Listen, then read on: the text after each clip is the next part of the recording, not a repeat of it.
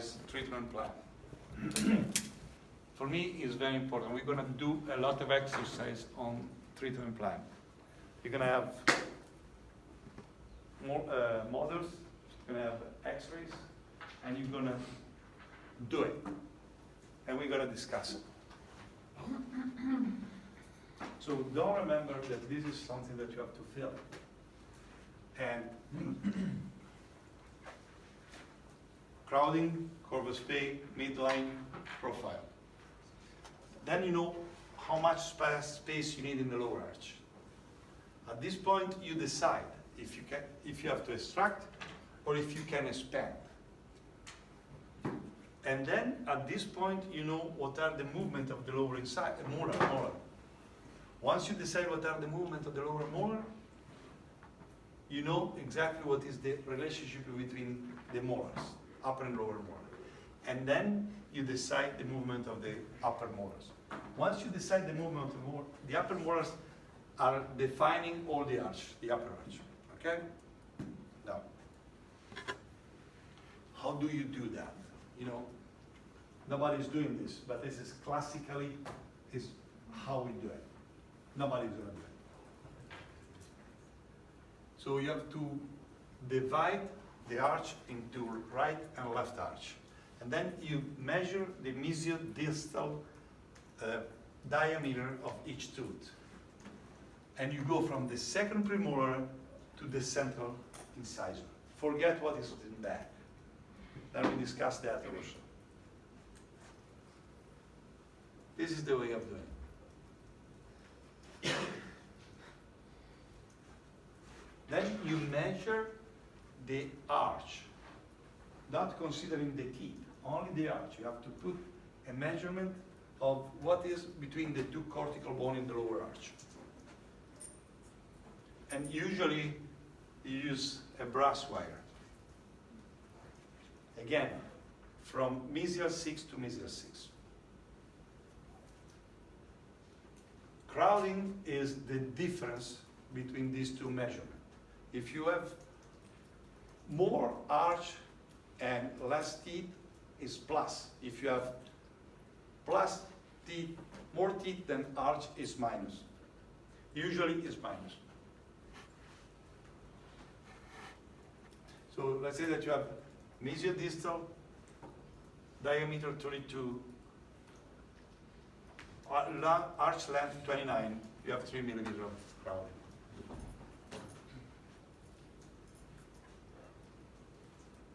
How to measure the curve of Spey? We do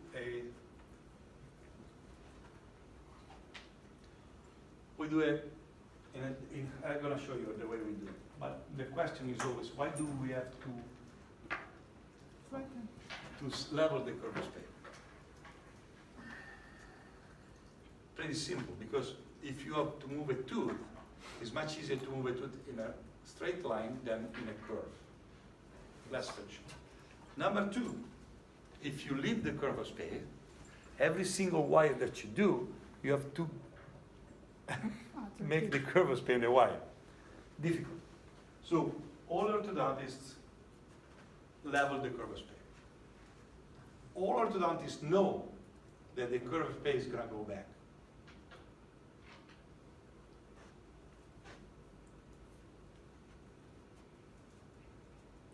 No, if you have a curve between the point A and the point B, when you make it flat, it's going to be longer, so you need space.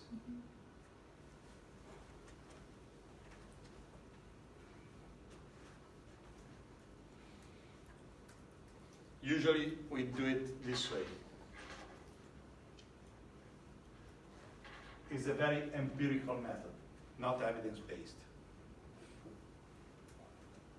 But it's that more or less is there.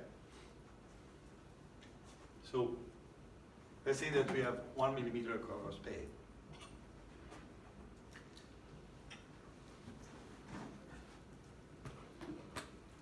And the midline has to coincide with the midline of the face.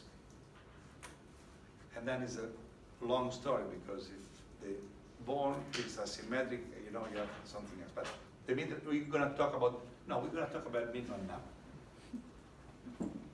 If you have a midline that is not centered, there are three possibilities. And you have to know all the three possibilities. What are the possibilities, Giuseppe? The mandibular deviation. So you have a skeletal asymmetry. Okay. Number two, Soft tissue. No. forget the soft tissue. The soft tissue you don't take care. One, it can be a skeletal deviation, or Dental deviation.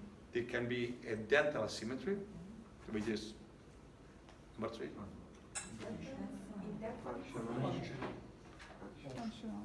Lateral, functional lateral deviation of the mandible. So, if it's a functional lateral deviation of the mandible, you have to be able to diagnose it. Yeah, just open more. You open up, sometimes they center, but sometimes they don't. So, if they are very young, they center. Otherwise, you have to make sure that somehow you get out of the feedback, of the peripheral feedback. Okay, and then you have to use maybe the way many people do it with a bite or something like that. Unless you are a very good clinician, you can manipulate and you do the Dawson maneuver. I don't know if you're familiar with that. Just relaxing. Come here with the chair.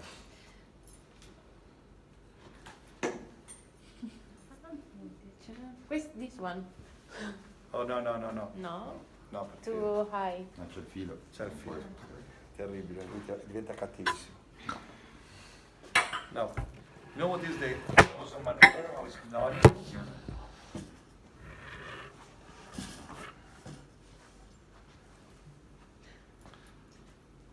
You make the patient to against you, fingers here, here, and here. The finger is on the ramus, 3 fingers on the body, 1 on the chin, and you control the mandible this way. Okay, thank you very much. Thank you. Try that maneuver. You really feel the movement. But anyhow, let's say that the deviation, we don't have deviation.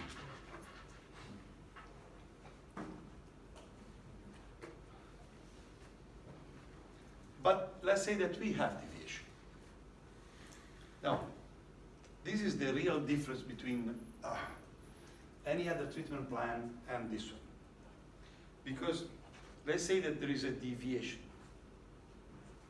The upper midline is centered, the lower midline is not. So that means that you want to move the midline here, right? In order to move the midline here, you need space here, and you create space there. And that can be very, very interesting, and I can show you why. So, you're gonna create space on one side and need space on the other side.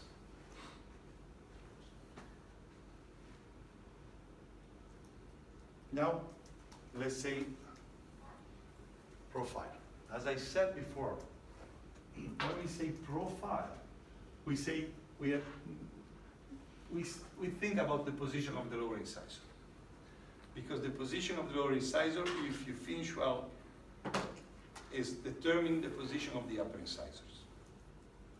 And the position of the upper incisor determines the position of the lower lip, which is determining the position of the upper lip. So if you finish in class 1 with a good overbite and overjet, the lower incisor position is determining the position of all the lips.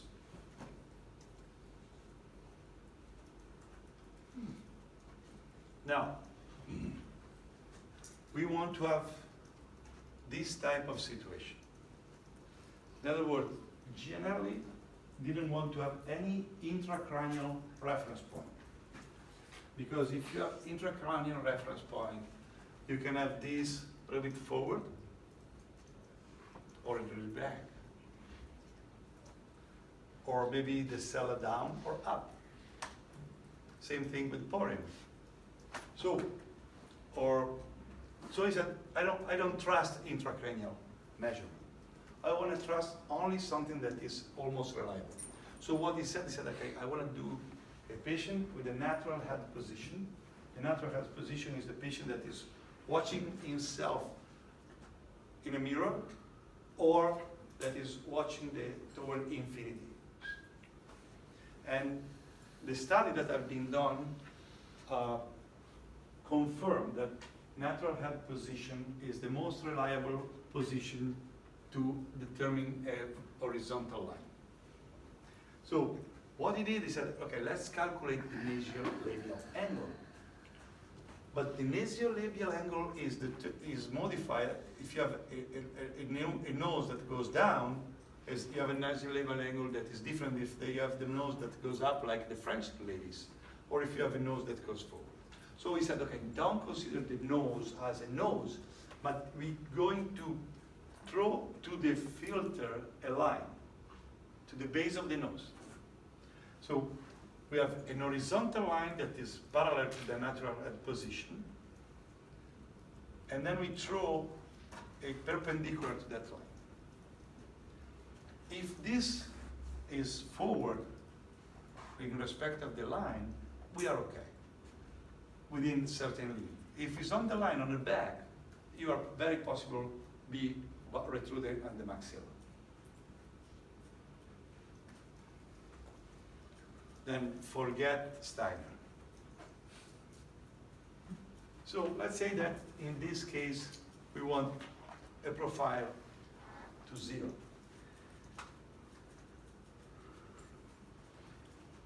If you want to take the incisor back, minus. If you want to bring the incisor forward, plus, because there's a different. If you bring it back, you need space. If you bring it forward, you create space.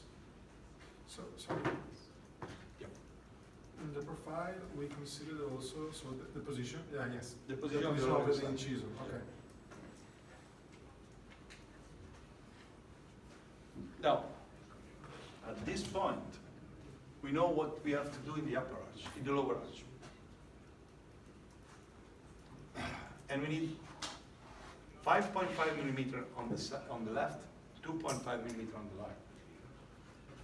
Now, please to consider what is the crowding if you don't consider the midline. So if you take a treatment plan that considers all the lower arch only, all together, you're going to have 8 millimeter of crowding. There's no distinction between right and left. Yes.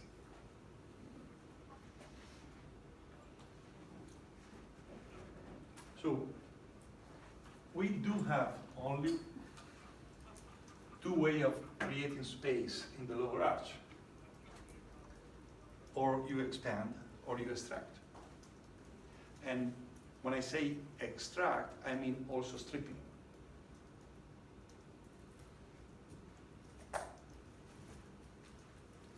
Now, anteroposterior expansion is lower incisor propination. Transverse expansion is expansion of the lower teeth toward the buccal. Then we have leeway space, then we have correction of rotation and stripping.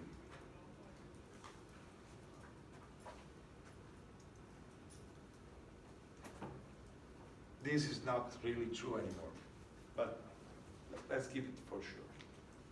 Now, in the upper arch, we can distalize, and it's not a big problem. In the lower arch, we can maybe do a little bit of uprighting, 1-2 millimeter, but it's very difficult. And biomechanically speaking, moving this back is a very difficult biomechanic, because you need anchorage in front, which is not so easy, but you can do it.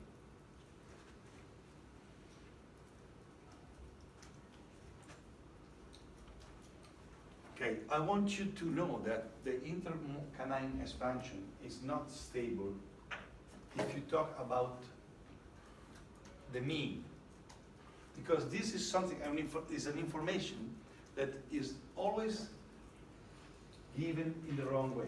Because what I say is this is not stable. You know, if you go to any Congress or to any, no, Congress not. If you go to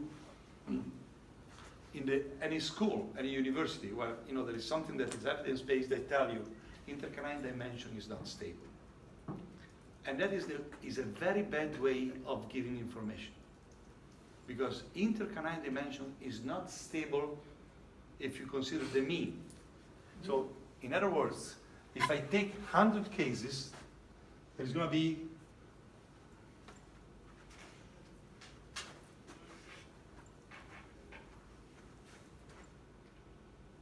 wait. Okay, if I get 100 cases and I expand, the mean, 66% of the cases will go back. The second standard deviation means that there are 15% that are going back more, and 15% that are more or less stay there. Then there is a 1% that is being stable, even increasing the intercanine dimension. There's 1% that is retracting even more. Now, when you go to a meeting and somebody wants to sell you something, a new appliance or a new bracket, is going to show you cases that are where he expanded the intercanine dimension, which is going to be stable 10 years later. And believe me, it's easy to do. I can easily bring 10 cases that where the intercanine dimension is expanded and was stable 10 years later. You know how? One question. Yeah. You mean stable with a retainer or No, without a retainer? Without? And I tell you why. Because if you treat 1,000 cases, and believe me, my father started treating cases in '59, and started to take good records around the '70s. So, and he was treating more or less 200-300 cases per year. If you multiply this for 50 years, how many cases do you have? Okay. I can select the 1% that are stable. And I can show you a series of cases where I expand the intercanine dimension and it's stable, all the cases. But I selected these cases.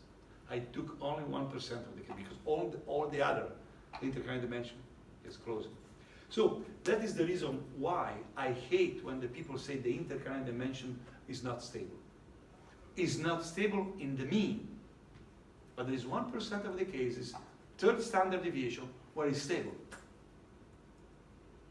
And I go to the meeting and I show you that case and I tell you that my appliance is the only one that creates the bone whilst you expand. And it's going to be stable. So make sure that you don't believe case series, okay? Because case series are not scientific. And they usually, somebody that wants to sell you something, select the cases. So this is in the mean not stable, long term. This is something that is true. You can have it. Leeway, you can use it. There is only one problem. Physiologically, the tooth has to go forward. If you don't allow the tooth to go forward, it's very possible that you are creating some crowding in the back. But this is something that we can discuss later on. Now, let's say that we need 7.5 and 2.5. And we decide to extract premolars. So we have 7 millimeters of space. Now, I have to know how much space is needed for all here and how much the molar has to move forward.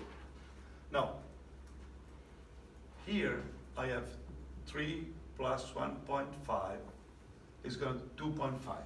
Plus 7 minus 2.5 is 4.5, right? So I have the lower molar that moves forward 4.5 millimeters.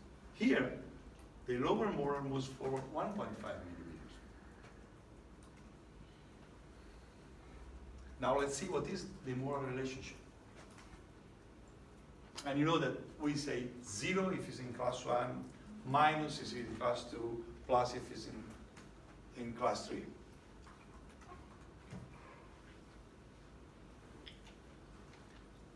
Okay. Now we have this, and we go what is to see what is the relationship between upper and lower molar.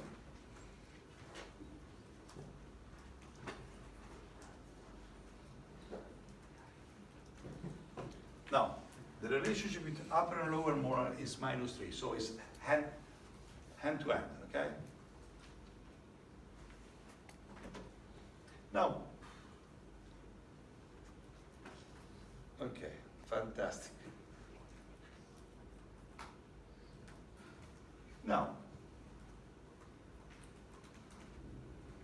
what is the movement of the upper molar on the right side?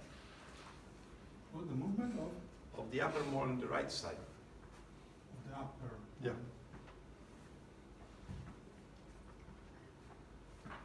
Let's face it, this lower molar goes forward 4.5 millimeters. You had to stop that. 1.5. It's moving 1.5 forward. So we can have a maximum medium anchorage, maximum anchorage. What is happening on the other side? So we have 1.5 millimeter of lower molar movement forward, and we have a hand-to-hand relationship. So this is going forward 1.5 millimeters. What this molar, upper molar has to do? Distalized. Huh? Should be distalized. No? Distalized? Distalized? Distalized. 1.5. 1.5. So doing this stupid thing, you know that even extracting molars, you have to distalize one side. And that is very important for your treatment, because you might decide to extract the premolar on the area where you have to distalize in a second time, not immediately. You use that as an anchorage, you distalize the molar, and then you extract it. But without this small stupid scheme, you didn't know it. Maybe you would extract everything, close the space, end up in class 2 on one side. Then you put elastics. So my idea is that Dr. Gianelli was really simplifying my life. But the only problem is that his technique requests you to think, which is not easy. The most difficult, our colleagues don't want to think. That is the problem. They don't want to think. So they want a cookbook. You know what is the most irritating question that I have? What is your wire sequence? I go bananas. What do you mean, what is your wire sequence? Because that is a cookbook, You have to use this, then you have to use this, then you have to do this, and then you have to put this. It's not like that, you have to think. Sometimes I start the case without even bonding. I bond one arch, maybe not even all arch. So make sure that you think. And doing this treatment plan makes you think, and you immediately know the anchorage. Because you know in the upper arch, with extraction, you have to distalize. On the other side, you have to lose anchorage. So, going back, the important in today, forget the molecular biology that you're going to forget in a week. But, oh no, you better remember anti-lipro, because they were going to have some exam. I'm going to put some question, not too many. Don't get OPG. don't get me. Don't get me. But the most important thing on your life, orthodontic life, is think. There is no cookbook. You have to think. And once you decide what you have to do, you first decide what you have to do. Then you decide how to do it. Not decide, I want to use these mechanics. I want to use these brackets. And then, now first decide what to do. And then how to do it. Okay? First what and then how. Not how immediately. No, first what to do, then how to do it. And you're gonna have something. I will ask you to do something. I will give you some exercise on treatment planning. And what I will gonna ask you is anchorage, medium, maximum, minimum. Then you have to tell me what type of anchorage on the upper right, upper left, lower left, and then tell me what type of mean do you have to use. I want to use a lip bumper. I want to use extra oral traction. I want to use diamond brackets. I want to, whatever you like. But first you have to tell me what you want to do it, and then how. Okay? When?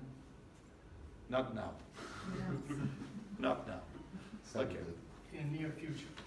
In the near future, but we're gonna do it pretty often on the patient. I'm gonna ask you to do this on the patient. When we extract teeth and we have moved something and there are spaces, I wanna know how to think, the way you think. So I will ask that. 1, 2, 3 are credit recognition, right? Which only one credit recognition? Only you? Okay, forget it. Who's already specialized? You? Like only one? 2, okay. Next year, you're gonna present the case to the European Board of Orthodontics.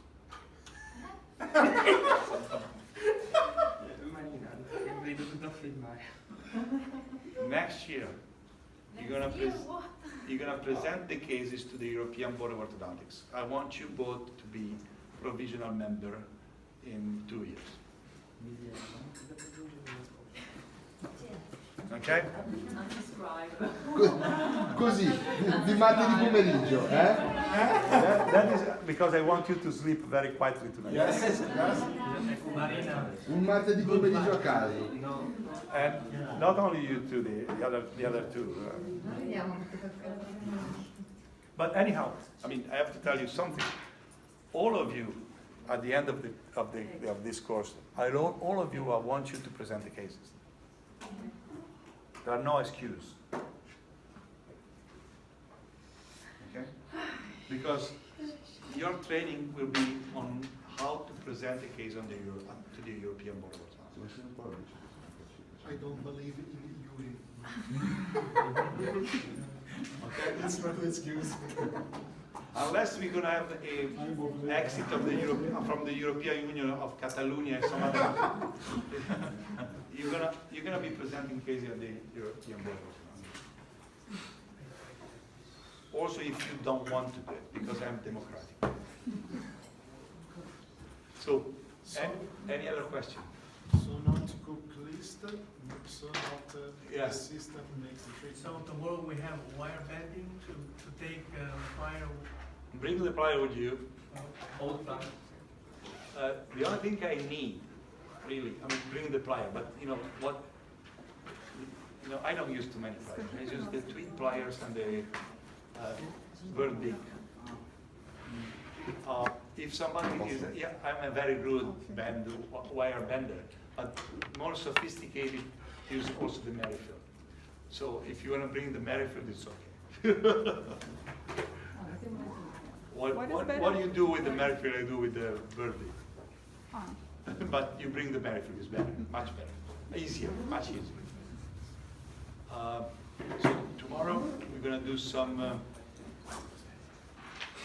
I'm gonna explain you. I mean, tomorrow, first of all, we decided with Sabrina to divide his lecture in 2 pieces, because otherwise you're gonna go bananas. So tomorrow morning, probably she will start with the one part of his lecture. Then we go for a little bit more bidimensional technique, and then we're gonna go for wire bending. Thursday, she's gonna do another part of the lecture, and I'm probably gonna do or a lecture or let me see how you do in wire bending. I'm afraid that we're gonna do a wire bending. Yeah. Ci può dare qualche referenza in più riguardo questa linea? Cioè abbiamo visto che se non interseca Sì, allora siamo... Yep. E se invece interseca troppo? Sono cazzi suoi. No, non so, no, ma questo era un buon disegno. Ah! Il mesiolabial angle. Yeah. No, not only. How do you do it with a photo or something? Ho messo forma, penna e l'ho fatto insieme. Sì, Condividere su Google Drive, grazie. Un disegnetto idiota che ho fatto. Decidere fuori.